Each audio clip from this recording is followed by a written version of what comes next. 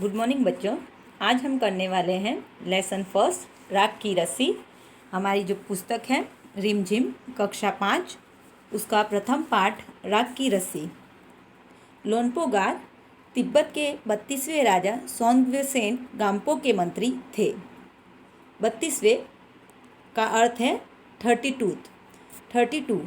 Okay, तो लोनपोगार जो थे वो तिब्बत के जो 32 राजा थे सोंगवेसेन गाम्पो उनके एक मंत्री थे। वह अपनी चालाकी और हाजिर जवाबी के लिए दूर दूर तक मशहूर थे। वह बहुत क्लेवर थे और बहुत ही फटाफट किसी को भी जवाब दे सकते थे। जब आप किसी को भी फटाफट जवाब दे सकते हो, हर एक बात का आपके पास उत्तर होता है, तो उसे ही हाजिर जवाबी कहते हैं। तो जो लोनपोगार थे वो बहुत चालाक थे और हाजिर जवाबी के लिए दूर दूर तक मशहूर थे। कोई उनके सामने टिकता न था। चैन से जिंदगी चल रही थी, मगर जब उससे उनका बेटा बड़ा हुआ था उनके लिए चिंता का विषय बना हुआ था। कारण यह था कि वह बहुत भोला था। होशियारी उसे छूकर भी नहीं गई थी। लोनपोगार ने सोचा, मेरा बेटा बहुत सीधा साधा है, मेरे बाद इसका काम कैसे चलेगा। तो लोनपोगार की ज़िंदगी बहुत अच्छी चल रही थी, बहुत चैन से बीत रही थी। मगर जब उनका बेटा बड़ा हो गया तो जब बेटा बड़ा हुआ तो उसके बाद से उन्हें बहुत चिंता होने लगी क्योंकि उनका बेटा जो था वो बहुत भोला था। ऐसा लगता था कि होशियारी जो है उसे छूकर भी नहीं गई है, अर्थात कि वो बहुत ही ज़्यादा भोला था। लोनपोगार को अपने बेटे की बहुत चिंता होने लगी थी कि यह इतना ज़्यादा सीधा है कि अगर मुझे कुछ हो गया तो मेरे बाद इसका काम कैसे चलेगा। Second paragraph. एक दिन लोनपोगार ने अपने बेटे को 100 भेड़े देते हुए कहा, तुम इन्हें लेकर शहर जाओ, मगर इन्हें मारना या बेचना नहीं। इन्हें वापस लाना 100 जौ के बोरों के साथ, वरना मैं तुम्हें घर में नहीं घुसने दूंगा। इसके बाद उन्होंने बेटे को शहर की तरफ रवाना किया। तो इसका सेकंड पैराग्राफ का अर्थ है कि लोनपोगार जो थे उन्होंने अपने बेटे को होशियार बनाने के लिए एक दिन एक तरकीब सोची और उसे 100 भेड़ें दी और कहा कि इन 100 भेड़ों को लेके तुम शहर जाओ और इन 100 भेड़ वापस जब लौटो तब मुझे तुम 100 जौ के बोरे और ये भेड़ें दोनों साथ में लेके आना, वरना मैं तुम्हें अपने घर में नहीं घुसने दूंगा। और इस प्रकार बेटे को शहर की तरफ भेज दिया और कहा कि मुझे 100 भेड़ें जो मैं ये दे रहा हूँ तुम्हें, ये 100 भेड़ें ये ऐसी की ऐसी वापस चाहिए और इनके साथ 100 जौ के बोरे चाहिए। ओके, अभी थर्ड पैराग्राफ। लोनपोगार का बेटा शहर पहुँच गया। लोनपोगार का बेटा जो है वो शहर पहुँच गया, मगर इतने बोरे जौ खरीदने के लिए उसके पास रुपए ही कहाँ थे। तो लोनपोगार का बेटा शहर तो पहुँच गया, पर उसके पिता ने उसे एक भी रुपया नहीं दिया था कि वो 100 बोरे जौ खरीद सके। खाली मात्र उसे 100 जो भेड़ें थी वो दे के उसे शहर भेज दिया था। तो अभी उसका बेटा इस समस्या पर सोचने विचारने के लिए सड़क किनारे बैठ गया, मगर कोई हल उसकी समझ में ही नहीं आ रहा था। तो अभी ये जो उनका बेटा था लोनपोगार का, उसके सामने ये एक बहुत बड़ी समस्या थी कि वो 100 जौ के बोरे कहाँ से लाए, 100 अनाज के बोरे कहाँ से खरीदे, क्योंकि उसके पास तो एक भी रुपया नहीं है। तो इसी समस्या का हल ढूंढने के लिए वो सड़क के किनारे बैठ गया और बहुत सोचा, पर उसको कोई भी उस समस्या का हल उसे नहीं सूझा। इस कारण वो बहुत दुखी हो गया। तभी एक लड़की उसके सामने आ खड़ी हुई। क्या बात है, तुम इतने दुखी क्यों हो? लोनपोगार के बेटे ने अपना हाल कह सुनाया। इसमें इतना दुखी होने की कोई बात नहीं है, मैं इसका हल निकाल देती हूँ। तो जब लोनपोगार का बेटा दुखी था, बहुत दुखी था, तभी उसके सामने एक लड़की आई और उस लड़की ने उसे पूछा कि तुम इतने दुखी क्यों हो। तो लोनपोगार ने अपना सारा हाल उसे बताया, अपनी सारी तकलीफ जो है उसे बताई। जब उसकी तकलीफ के बारे में उस लड़की को पता चला तो उस लड़की ने कहा कि इसमें दुखी होने की क्या बात है भाई, इसका हल तो अब भी मैं निकाल देती हूँ। इतना कहकर लड़की ने भेड़ों के बाल उतारे और उन्हें बाजार में बेच दिया। इतना कहकर लड़की ने क्या कर लिया, जो भेड़ें थी उनके बाल उतार लिए और उन्हें ले जाकर बाजार में बेच दिया। जो रुपए मिले उनसे जौ के 100 बोरे खरीद कर उसे घर वापस भेज दिया। और जो रुपए मिले उस लड़की को बालों को बेचने पर, भेड़ों के उन बालों के रुपए को लिया और उनसे जौ के 100 बोरे खरीदे और उस लड़की को दिया और उसे कहा कि लो, ये अभी तुम 100 जौ के बोरे लेकर घर लौट जाओ। Fourth paragraph. लोनपोगार के बेटे को लगा कि उसके पिता बहुत खुश होंगे, मगर उसकी आप बीती पर उन्होंने ध्यान नहीं दिया। वह उठकर कमरे से बाहर चले गए। तो दूसरे दिन उन्होंने अपने बेटे को बुलाकर कहा, पिछली बार भेड़ों के बाल उतार कर बेचना मुझे जरा भी पसंद नहीं आया। अब तुम दोबारा उन्हीं भेड़ों को लेकर जाओ, उनके साथ जौ के 100 बोरे लेकर ही लौटना।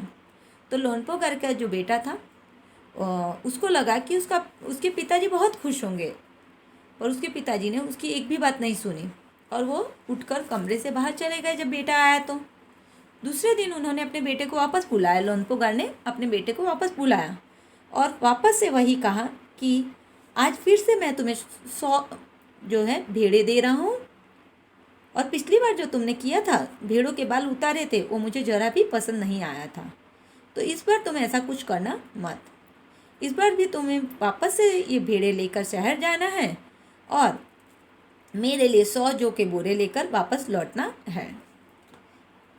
Next paragraph. एक बार फिर निराश लोनपोगार का बेटा शहर में उसी जगह जा बैठा। एक बार फिर से लोनपोगार का बेटा जो है शहर में उसी जगह जा बैठा जहाँ पे वो पिछली बार बैठा था। वहीं जाकर वो सड़क के किनारे वापस से बैठ गया। न जाने क्यों उसे यकीन था कि वह लड़की उसकी मदद के लिए ज़रूर आएगी, और हुआ भी कुछ ऐसा ही। वह लड़की आई तो उसको लगता था कि पिछली बार जो उसकी मदद करने लड़की आई थी, वही लड़की इस बार भी उसकी मदद करने आएगी। और वह जैसा सोच रहा था वैसा ही हुआ। वह लड़की इस बार भी उसकी मदद करने आई। उसने अपनी मुश्किल कह सुनाई। अब तो बिना जौ के 100 बोरे के मेरे पिताजी मुझे घर में नहीं घुसने देंगे। लड़की सोचकर बोली, एक तरीका है। उसने भेड़ों के सींग काट लिए, उन्हें बेचकर जो रुपए मिले उनसे 100 बोरे जौ खरीदे। बोरे लोनपोगार के बेटे को सौंपकर लड़की ने उसे घर भेज दिया। तो फिर से लड़के ने सारी की सारी अपनी मुसीबत बता दी। जब लड़की को जो लड़के की मुसीबत के बारे में पता चला तो उसने कहा कि एक तरीका है, हम कर सकते हैं कि अगर हम भेड़ों के सींग काट देते हैं तो वो सींगों को बेचकर जो रुपए मिलेंगे उनसे हम 100 बोरे खरीद लेंगे। तो इसी प्रकार उसने जो भेड़ें थी उनके सींग काट दिए और सींग से जो पैसे मिले उनको लेकर जो है लोनपोगार के बेटे को 100 बोरे जौ के खरीद के दे दिए। और लोनपोगार के बेटे को कहा कि अब तुम वापस अपने घर लौट जाओ और अपने पिता को 100 बोरे जौ के दे देना। Next paragraph. भेड़ें और 100 जौ के बोरे को पिता के हवाले करते हुए लोनपोगार का बेटा खुश था। उसने विजयी भाव से सारी कहानी कह सुनाई। सुनकर लोनपोगार बोले, उस लड़की से कहो कि हमें 9 हाथ लंबी राख की रस्सी बना कर दे। उनके बेटे ने लड़की के पास जाकर पिता का संदेश दोहरा दिया। लड़की ने एक शर्त रखी, मैं रस्सी बना तो दूंगी, मगर तुम्हारे पिता को वह गले में पहननी होगी। लोनपोगार ने सोचा ऐसी रस्सी बनना ही असंभव है, इसलिए लड़की की शर्त मंजूर कर ली।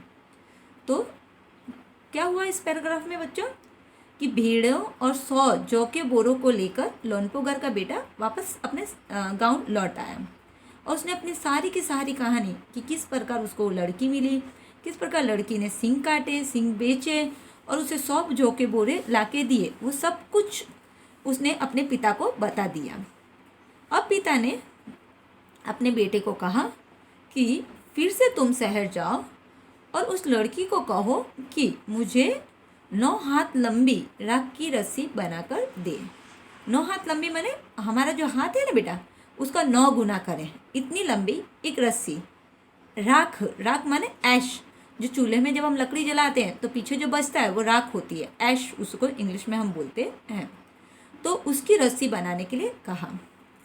तो लोनपोगार का बेटा पहुंच गया शहर और उसने लड़की को अपने पिता की जो शर्त है वो बता दी कि तुम्हें 9 हाथ लंबी रस्सी बनानी है।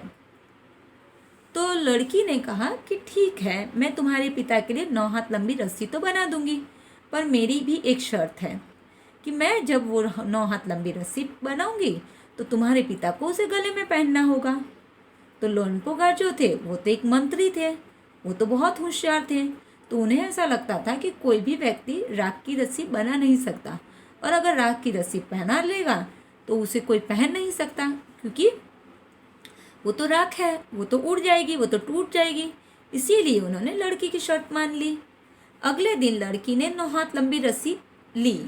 अगले दिन वो जो लड़की थी उसने क्या किया, 9 हाथ लंबी एक रस्सी ली, उसे पत्थर के सील पर रख दिया। उसने उसको पत्थर का जो एक शिला थी, एक चट्टान थी, उसके ऊपर रख दी और जला दिया। और उसे राख की जो उसने 9 हाथ लंबी जो रस्सी ली थी उसे उसने सील पर रखकर पत्थर की चट्टान पे रख के जला दी।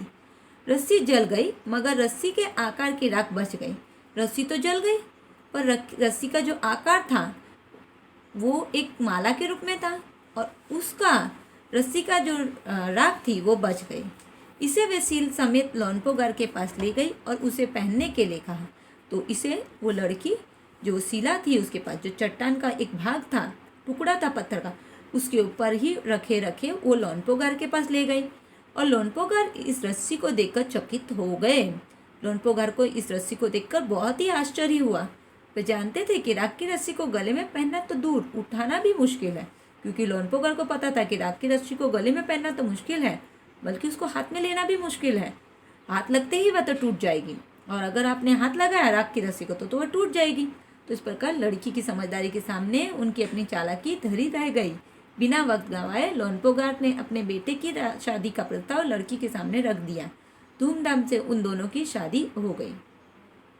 तो इस प्रकार लड़की की समझदारी को देखकर लोनपोगार की जो चालाकी थी वो धरी की धरी रह गई। अर्थात लोनपोगार जो अपने आप को बहुत होशियार समझते थे, वो उनकी होशियारी धरी रह गई। और इस प्रकार अब उन्होंने बिना वक्त गंवाए, कोई भी समय निकाले बगैर अपनी बेटे की शादी उस लड़की से कर दी। और इस प्रकार उनकी चिंता दूर हो गई। जिस बात की उन्हें चिंता थी कि अगर वो मर गए कल या उन्हें कुछ हो गया तो उनके बाद उनके बेटे का क्या होगा, जो बहुत भूला है। तो लोनपोगार ने अपनी बेटी की शादी उस लड़की से करवा दी जो बहुत होशियार थी, और वो उनके बेटे का ध्यान रख सकती थी। तो इस प्रकार ये पाठ यहाँ पे पूरा होता है।